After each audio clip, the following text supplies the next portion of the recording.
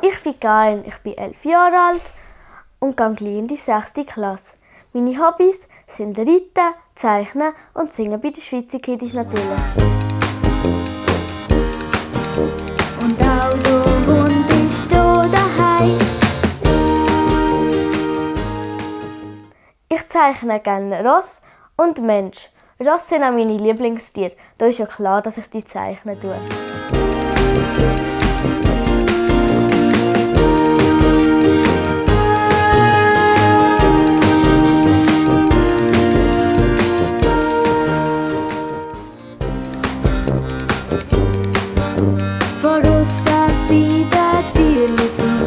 Da haben wir Spaß dabei. Meine Lieblingsmusik ist von der Pink und von der Jessie J.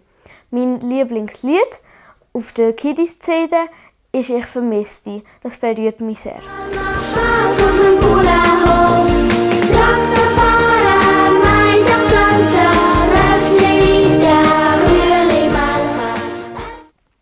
Was mir bis jetzt gefallen hat an den Schweizer Kiddies, ist die Aufnahme auf dem Bauernhof. Es macht Spass, einfach so bei den Tieren zu sein und ja, einfach so alle wieder mal zu sehen.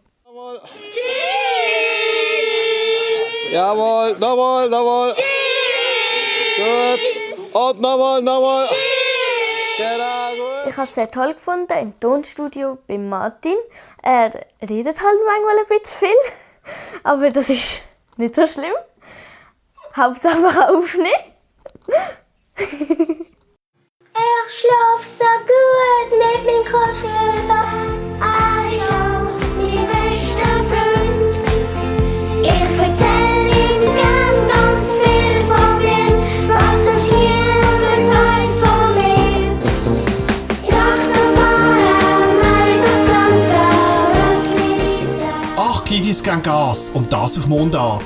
«Hallo Schweiz» ist das erste Album der Schweizer Kiddies. Poppige Lieder für klein und gross auf 2 CDs mit Playbacks und Text im CD-Büchli. Jetzt im Handel, online und digital erhältlich.